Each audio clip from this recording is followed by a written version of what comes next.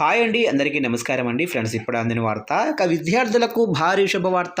4 రోజులు సెలవులంటూ అప్డేట్ అయితే రావడం జరిగిందండి. అయితే ఇందుకు సంబంధించిన పూర్తి వివరాలు అయితే మన వీడియోలో తెలుసుకుందామండి. ఎప్పుడెప్పుడు ఈ సెలవులు ఏంటి అనేది క్లారిటీగా తెలుసుకుందామండి. వీడియో మాత్రం పూర్తి వరకు చూడండి ఫ్రెండ్స్, అప్పుడే మనకి పూర్తి సమాచారం అయితే తెలుస్తుంది. లేట్ చేయకుండా టాపిక్లోకి వెళ్ళిపోదాము.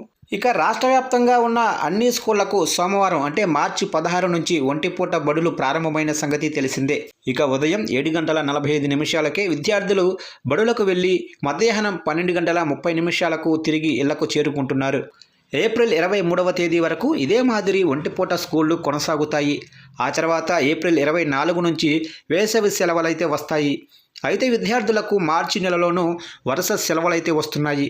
ముఖ్యంగా ఈ వారంలో ఉగాది మొదలు వరుసగా సెలవులైతే వస్తున్నాయి. మార్చి 19న ఉగాది, మార్చి 20న జమాత్ ఉల్ విదా, ఆ తర్వాత మార్చి 21న రంజాన్ పండుగలు రానున్నాయి.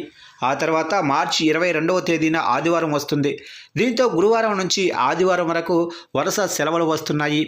ఈ క్రమంలో ప్రభుత్వ, ప్రైవేటు స్కూళ్లతో పాటు ప్రభుత్వ ఉద్యోగులకు కూడా వరుసగా 4 రోజులైతే సెలవులైతే వస్తున్నాయి. ఇవి కాకుండా మార్చి 26వ తారీఖున శ్రీరామనవమి, మార్చి 31న మహావీర్ జయంతి ఉన్నాయి. ఇక 28వ తారీఖున ఆదివారంతో కలిపి ఈ నెలాఖరు నాటికి మొత్తంగా 6 రోజులైతే సెలవులు వస్తున్నాయి. ఇక ఈ క్రమంలో విద్యార్థుల తల్లిదండ్రులు, ఉద్యోగులు వరుస సెలవులకు ప్రయాణాలు ప్లాన్ చేస్తున్నారు. కొందరు సొంతూళ్లకు వెళ్లేందుకు ముందుగానే ఆర్టీసీ, రైల్వేలో రిజర్వేషన్ చేయించుకుంటున్నారు.